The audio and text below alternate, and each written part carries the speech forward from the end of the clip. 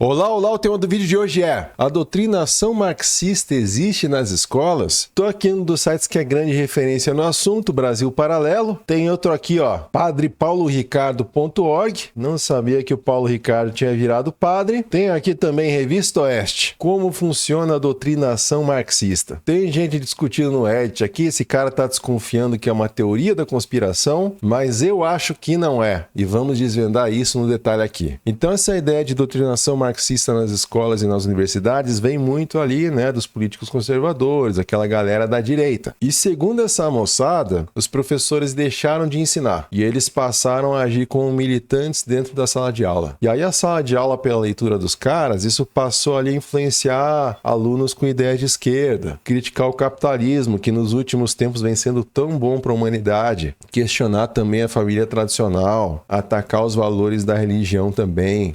Isso realmente é um absurdo. Mas se a gente for olhar, né, se esse marxismo nas escolas existe mesmo, a gente tem que olhar as coisas com um pouco mais de profundidade aqui. Primeira coisa que a gente precisa ver: análise histórica, né? Vamos avaliar a história de tudo isso. Vamos avaliar também, amigos, dados concretos, né? Dados concretos sobre essas escolas. E também precisamos fazer uma leitura sobre as estruturas econômicas e políticas que organizam a nossa sociedade. E nós vamos descobrir no vídeo, meus amigos, eu já vou dar spoiler aqui, eu não gosto de ficar fazendo muito mistério nos vídeos. Eu uma vez, cara, que eu fui num show do Radiohead, isso foi em 2009, e a galera tava tão felizona ali, porque o Radiohead nunca tinha tocado no Brasil, que eu comecei a ficar meio broxado ali, quando fica sendo gerada aquela expectativa gigantesca sobre uma coisa. E muita gente começa ali meio que performar uma alegria, uma tristeza, uma expectativa. Então, pra mim, é meio que isso aqui também. Não sei se deu pra entender o que eu quis dizer aqui, mas enfim, eu não quero criar expectativas, eu vou mostrar que esse marxismo nas escolas gera uma espécie de construção política. Um tipo de narrativa que é usada para explicar e também mobilizar ali os conflitos que estão rolando na sociedade. Basicamente o que a gente chama de pânico moral. E isso aqui vai ter um objetivo muito específico, meus amigos. E o objetivo não é melhorar o ensino, proteger os alunos, coisa nenhuma. E o efeito prático disso é outro. Uma das coisas aqui é enfraquecer o pensamento crítico. E isso vai ser um dos elementos. Outra coisa que o pânico moral gera muito bem é justificar um maior controle sobre o que pode ser ensinado. Isso é uma outra coisa aqui. E o terceiro elemento vai ser mobilizar apoio político com base no medo, né? Então vão ser essas três coisas que o pânico moral vai fazer aqui. E eu quero partir desse ponto. Eu quero analisar a origem dessas ideias, também vou comparar dados de diferentes países e a gente vai ver o que essa narrativa está produzindo na prática também, tanto dentro das escolas quanto na sociedade como um todo, né? Então esse vídeo vai ser uma loucura. Mas sabe onde não tem pânico moral, meus amigos? É na nossa área de membros do canal. Muito obrigado, capirotos, corotes azuis, malafaias. Como vocês sabem, o apoio de vocês é fundamental porque eu continue esse trabalho aqui no YouTube. E se você quer, assim como os membros, receber vídeos do canal com antecedência, poder sugerir próximos vídeos também. Esse é um vídeo sugerido, inclusive estou pegando praticamente só sugestão dos membros para fazer meus vídeos. O negócio está tão rico ali que eu não preciso nem pensar mais nos temas. O pessoal me traz ali, eu vou pensar sobre aquilo e vou formular o conteúdo. Claro que algumas vezes ainda vai sair ideia da minha cabeça. Mas também você pode receber vídeos exclusivos, inclusive cursos. Cursos com as bases filosóficas aí do canal. Tem Marx Horkheimer e Theodor Adorno, tem Mark Fisher, tem Guy Debord, tem Pierre Bourdieu e vai ter muito mais na sequência. Estou preparando novas aulas faz um tempo, tem mais de 10 já no canal, mas para tudo isso tem um botãozinho abaixo do vídeo, clica lá, começa com 5 por mês, mas se tu não puder se tornar membro também, tá tudo certo. Você deixando o joinha já ajuda a levar o vídeo para mais pessoas e também se inscreve no canal, assim você não perde os próximos vídeos e vamos tocar ficha aqui. Então pensa só, antes da doutrinação marxista, a gente vai ter um outro conceito que vem antes dele, né? Que vai ser aqui o marxismo cultural. Esse aqui é um termo muito usado aí por políticos, né? Influenciadores, líderes religiosos também. Só que esse termo aqui, meus amigos, ele não é reconhecido pela academia como uma corrente de pensamento real. Na prática, é uma teoria da conspiração. Uma teoria da conspiração sem base nos fatos. E, inclusive, tem raízes em discursos históricos mais antigos, que são ligados aqui ao antissemitismo. E o texto vai dizer assim, ó, de acordo com a teoria do marxismo cultural, depois do fracasso das revoluções operárias na Europa no início do século XX, ali, né, em 1917, etc., um grupo de intelectuais marxistas vai mudar a estratégia. Um grupo de judeus marxistas chamado Escola de Frankfurt. E eles vêm remodelando modelando profundamente a sociedade e a opinião pública. Decidindo abandonar o objetivo marxista original de uma revolução internacional da classe trabalhadora, eles agora buscam implementar o socialismo por meio de uma tomada de poder lenta e gradual da cultura. Sob nomes de politicamente correto e multiculturalismo, os marxistas culturais doutrinaram e envergonharam o Ocidente, levando eles a abandonar o cristianismo, a família e a nação a favor de uma nova visão de mundo e sistema de controle, envolvendo imigração em massa, libertação sexual e declínio moral e estético. E tem mais. De acordo com essa teoria, o marxismo cultural venceu e seus oponentes são forasteiros deserdados e oprimidos que lutam para recuperar sua herança ocidental e cristã. Os marxistas culturais, eles acreditam, no caso quem cunhou esse termo, né? Eles agora controlam todas as áreas da vida pública, incluindo a mídia, as escolas, o entretenimento, a economia, a nação e também sistemas de governo nacionais e globais. Então, resumindo, eles planejaram uma guerra cultural para mudar a sociedade por dentro. Ao invés de uma revolução armada, eles passaram a influenciar a cultura, a mídia, a educação, o comportamento. E eles vão promover temas como o feminismo, o direito das minorias também e mudanças nos costumes. Só que esse tipo de narrativa vem de uma ideia mais antiga, que é o chamado bolchevismo cultural. E sim, meus amigos, o bolchevismo cultural foi criado pela propaganda nazista na década de 30. O regime do Hitler, ele usava esse termo para atacar os artistas, para atacar os intelectuais, para atacar ali os opositores políticos e acusava essas pessoas de destruir a cultura tradicional. Só que quando a gente olha para o que os autores realmente estavam fazendo, o cenário é outro. Os pensadores ali da escola de Frankfurt não estavam organizando um plano político secreto. Eles eram teóricos críticos e muitas vezes bem pessimistas, inclusive. E eles estudavam como a sociedade funcionava. Theodor Adorno, por exemplo, que tem aula na área de membros do canal, ele participou ali de pesquisas sobre rádio e mídia de massa nos Estados Unidos. E eu já usei várias das teorias deles aí para vários vídeos do canal, como vocês sabem. E o objetivo dele não era manipular as pessoas, mas entender como a cultura de massa podia gerar um conformismo, podia reduzir o pensamento crítico das pessoas também. Já o Max Horkheimer, durante o exílio dele, ele chegou a proibir os membros do Instituto de se envolverem ali diretamente com política. Ou seja, a ideia de que esse grupo organizou um plano global para dominar escolas, isso não resiste a uma análise básica dos fatos. Só que teve uma atualização dessa teoria que vai ganhar força nos Estados Unidos nos anos 90. E isso foi impulsionado por pessoas como Paul Weyrich, que aqui, né, é o presidente e CEO da Free Congress Foundation. Aqui a gente vê o logo dos caras. Mas tem também aqui o William S. Lind, uma frase muito legal aqui, ó. Que chance de sobrevivência tem uma cultura quando suas próprias elites ativamente buscam sua destruição? Então, o cara basicamente era o nosso amigo aí. Só que claro que isso é uma subversão do negócio. E aí, de acordo com os caras, pauta como feminismo, direito LGBTQIA+,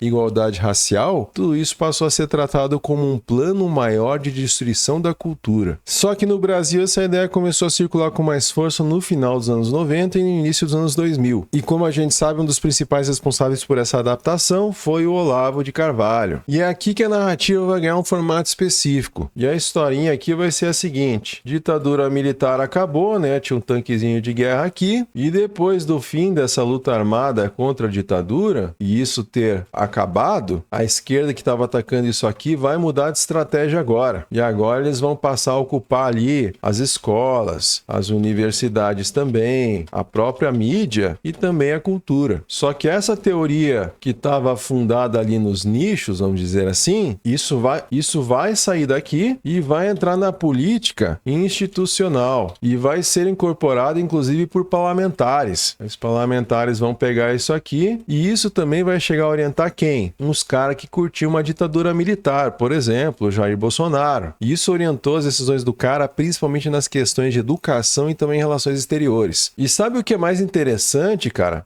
É que essa teoria, ela é bem vaga, né? É uma teoria meio toscona, assim, que não liga meio que nada a coisa alguma. Mas ela é vaga o suficiente para caber em qualquer situação. É tipo uma letra do Jota Quest, por exemplo. Tu consegue encaixar ali desde o shopping center até o parque, comendo uma pizza ali no restaurante, sei lá eu. E isso permite que quase qualquer mudança social, tipo um debate sobre racismo, por exemplo, ou desigualdade, ou gênero, isso possa ser interpretado como uma prova ali de uma conspiração que está rodando ali. E aí, se essa essa coisa que está sendo jogada para esse cara aqui tem um conteúdo aqui dentro, é uma pauta feminista, por exemplo, vamos dizer que seja aqui, isso sendo rotulado como doutrinação marxista, você não discute o que está aqui no meio, você vai discutir só o rótulo. E é isso que a galera, principalmente ali da extrema-direita, os caras vão fazer. Qualquer pauta sobre direitos ou igualdade é uma doutrinação marxista. E esse é justamente o mecanismo que vai manter essa narrativa ativa por muito tempo, porque ele transforma temas complexos que as pessoas não estão afim de entender com profundidade, ou não tem saco, ou estão trabalhando o dia inteiro numa escala 6x1 e não tem tempo de pensar, isso se torna uma explicação simples, né? É fácil de comunicar, é fácil de mobilizar as pessoas politicamente. E aí, se esse rótulo aqui, né, de doutrinação marxista, isso aqui eles vão dizer, por exemplo, que lá numa escolinha as crianças vão ser ensinadas ali a derrubar o capitalismo pelo professor, talvez, meus amigos, a gente possa fazer uma outra pergunta bem interessante, né? Porque vamos pensar aqui, ó, o que o marxismo diz sobre o papel da escola? O que o marxismo diz? E, na verdade, a resposta do marxismo vai ir para um outro lado, o lado oposto disso. E como você sabe, o materialismo histórico que foi desenvolvido pelo Karl Marx e o Engels vai partir de uma ideia muito simples, né? Que a forma como uma sociedade está produzindo a riqueza aqui através da base, ela vai depois influenciar suas instituições. E isso vai incluir aqui as leis, vai incluir aqui a política, vai incluir a cultura e vai incluir também a escola, né? Então percebam, nessa lógica aqui, o Estado não funciona ali como um árbitro neutro. Ele está organizando e também mantendo as condições para o funcionamento do sistema econômico que existe aqui hoje. E só para dar um exemplo desse funcionamento, pensa assim, na escola você chega no horário e sai no horário, certo? Você vai entrar, você vai sentar numa cadeirinha, você vai seguir as instruções, você vai estudar ali por horas, vai cumprir tarefas ali num prazo, vai ser avaliado e depois tu vai para casa.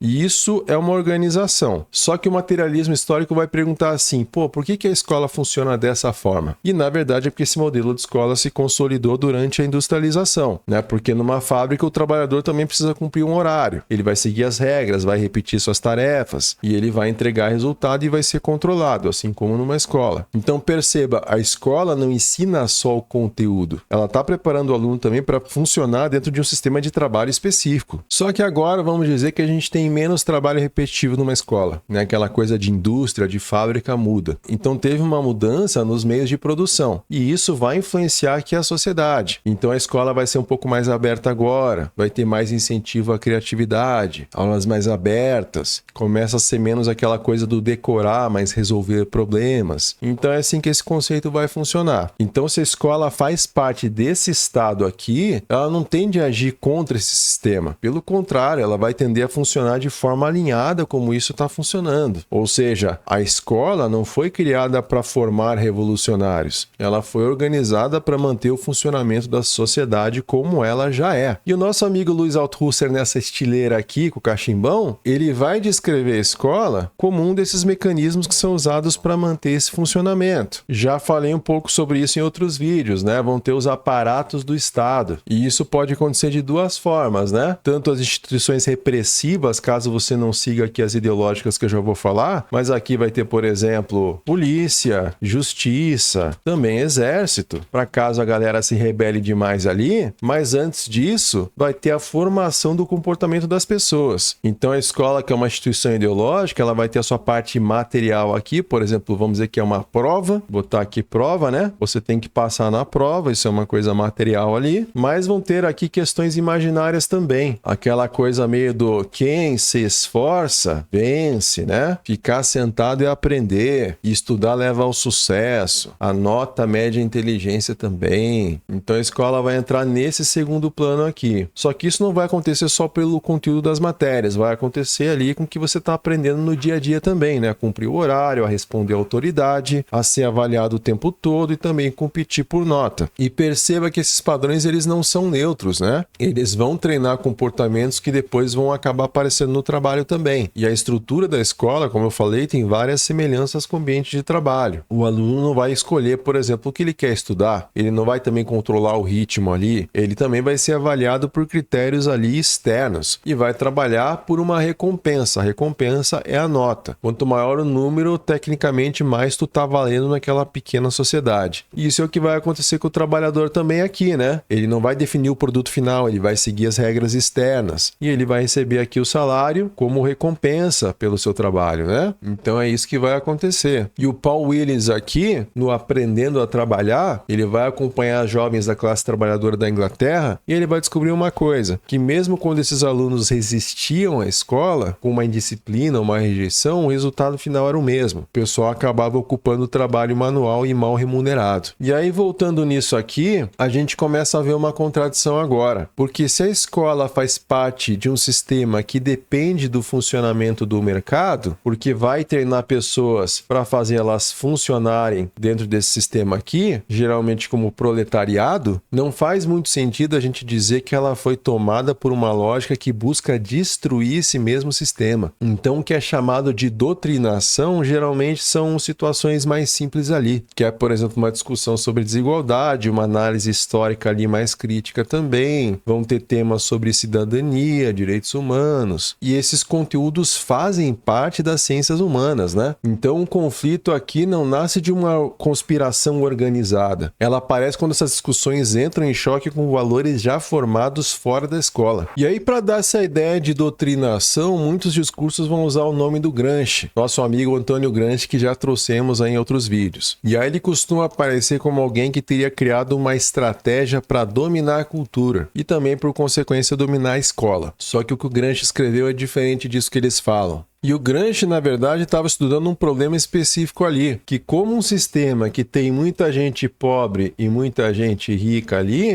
é uma desigualdade muito grande, como que isso aqui conseguia manter um capitalismo estável? Isso lá naquela época, né? E ele vai criar um conceito chamado de hegemonia. E a ideia da hegemonia é que o poder, ele não se mantém só pela força, ele se mantém também pela aceitação, porque as pessoas passam a enxergar certos valores como naturais, né? Vamos imaginar aqui tipos de aceitação. A gente vai ter, por exemplo, a forma como o trabalho funciona, isso é uma coisa, também a organização da economia, isso é outra coisa, e também as regras sociais, né? E esses valores aqui, eles não vão aparecer do nada, eles vão ser reforçados pelas várias instituições. Como eu falei aqui, a escola é uma dessas instituições, né? Mas tem muito mais, tem a mídia, tem as igrejas, tem a própria cultura no geral, né? Mas a partir disso aqui vai ter uma leitura que é muito comum ali nos discursos políticos, que é de que os professores estariam aplicando ali uma estratégia de Gramsci dentro da escola. E eles vão chamar esse conceito de guerra de posição. E o que seria isso? A ideia é que ao invés de um confronto direto, a mudança vai acontecer aos poucos e vai ocupar os espaços culturais como a educação. Só que é assim, né? Tem gente satisfeita com sua vida e gente insatisfeita.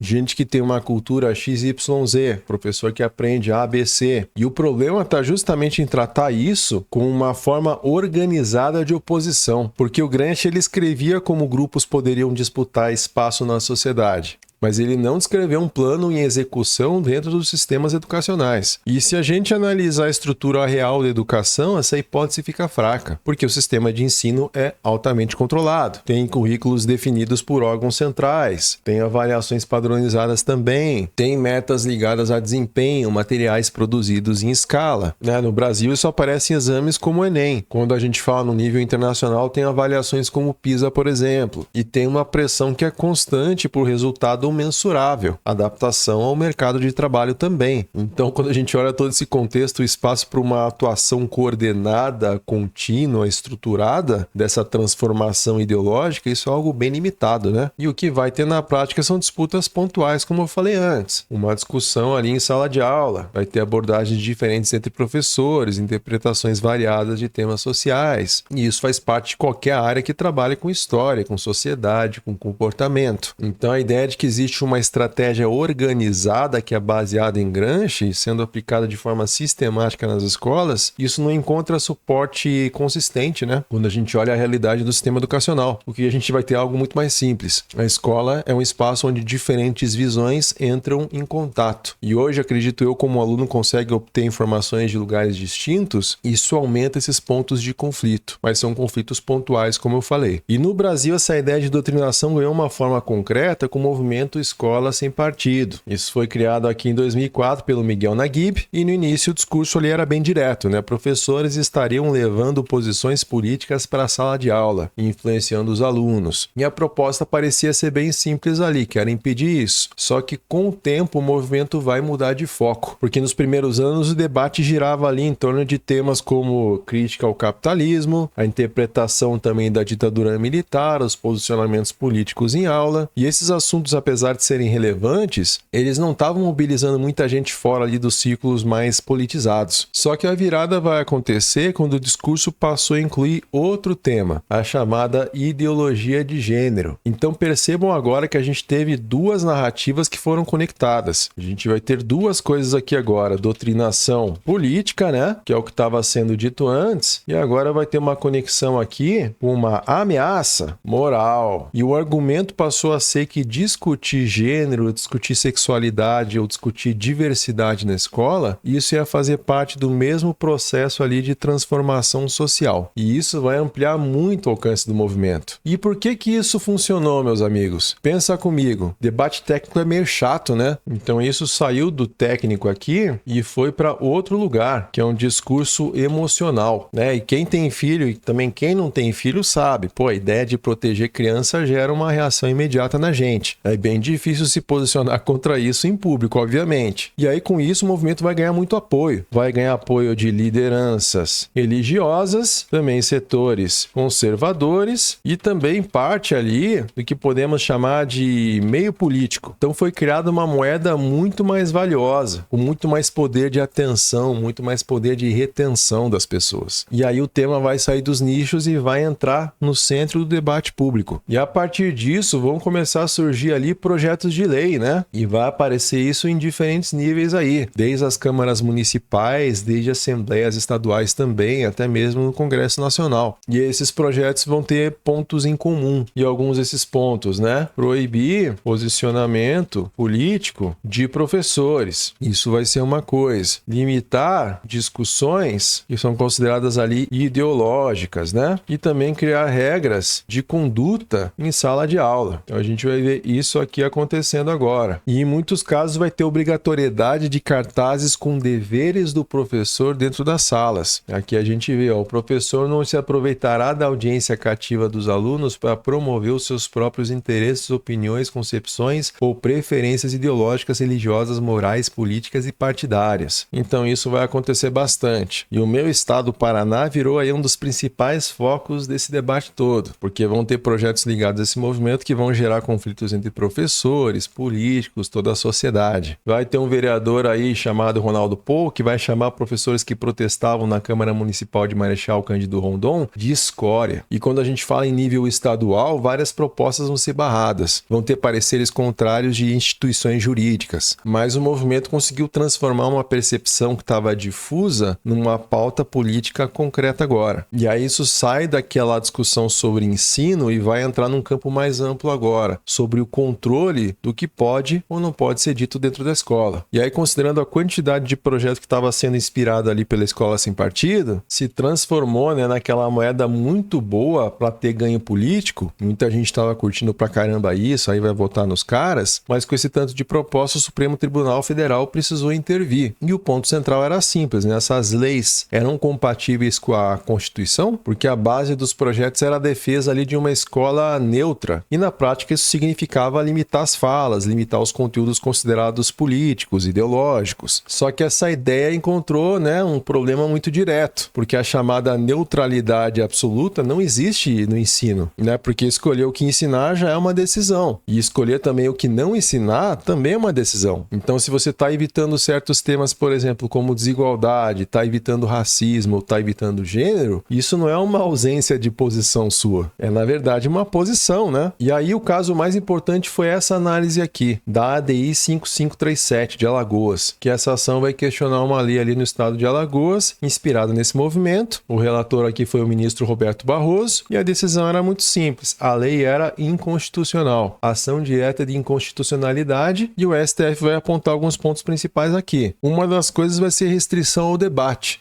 porque as regras eram vagas. E aqui vai estar escrito: o cercamento do exercício docente, portanto, fere a Constituição brasileira ao restringir o papel do professor, estabelecer a censura de determinados conteúdos e materiais didáticos, além de proibir o livre debate no ambiente escolar. E as regras eram vagas, podiam ser usadas para impedir discussão legítima em sala de aula. Outra coisa também é a pressão sobre os professores. O perigo na demora é indiscutível, podendo ensejar a qualquer tempo a persecução disciplinar de professores. Então cria um ambiente de medo, onde qualquer fala pode gerar punição. E no fim das contas vai ter uma violação de princípios básicos, porque a Constituição garante a liberdade de ensinar, a liberdade de aprender, aquela pluralidade de ideias. E aqui está escrito: incompatibilidade entre o suposto dever de neutralidade previsto na lei e os princípios constitucionais da liberdade de ensinar, de aprender e do pluralismo de ideias. Então as leis iam na direção oposta. E a decisão aqui reforça uma ideia importante para a gente, que a escola não existe para repetir o que cada família já pensa. Ela existe para expor o aluno a diferentes visões. E isso inclui teorias científicas, inclui interpretações históricas, inclui correntes filosóficas. Então o objetivo não é evitar o conflito, é ensinar e lidar com esse conflito. E aí com essa decisão, leis desse tipo passaram a ser derrubadas em lugares diferentes do país. E aí essa bosta aqui perdeu força jurídica. Só que o efeito no debate não desapareceu, porque mesmo sem lei, essa discussão continuou presente. A gente sabe, a gente vê, e isso influencia ainda o que acontece dentro das escolas. E uma dessas ideias de doutrinação é que os professores estariam influenciando os alunos, em alguns casos também prejudicando quem pensa diferente. E essa é uma afirmação bem forte,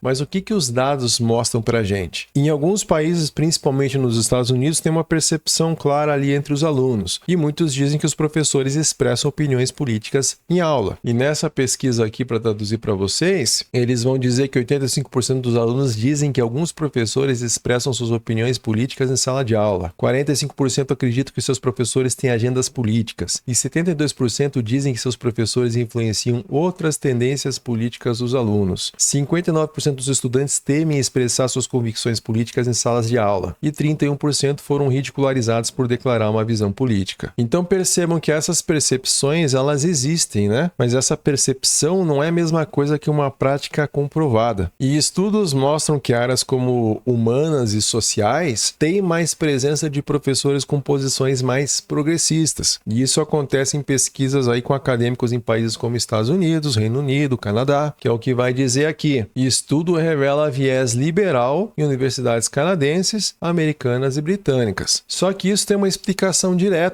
Porque essas áreas lidam com temas como desigualdade, estrutura social, comportamento coletivo também. Então, pessoas interessadas nesses temas, eles tendem ali, mais frequentemente a questionar o funcionamento da sociedade. Eu, por exemplo, sou um cara de exatas. Não tenho nada a ver com esse treco aqui. Mas quando eu comecei a estudar, você começa a ir para um lado, Mas, enfim, isso aqui vai gerar uma concentração maior de determinadas visões. Só que isso não indica uma ação coordenada, Indica que o pessoal está estudando. E nesse reporte aqui, Liberdade Acadêmica em Crise, Punição, Discriminação Política e Autocensura, entre 60% e 80% dos acadêmicos de direito em ciências sociais e humanas, eles relatam enfrentar um clima hostil por suas crenças. Entre os acadêmicos aqui de ciências sociais e humanas também, 72% e 83% relataram votar pela esquerda, liberal ou verde nas eleições entre 2016 e 2019. 62% dos estudantes de mestrado e doutorado fortemente de direita concordaram com a afirmação. Minhas opiniões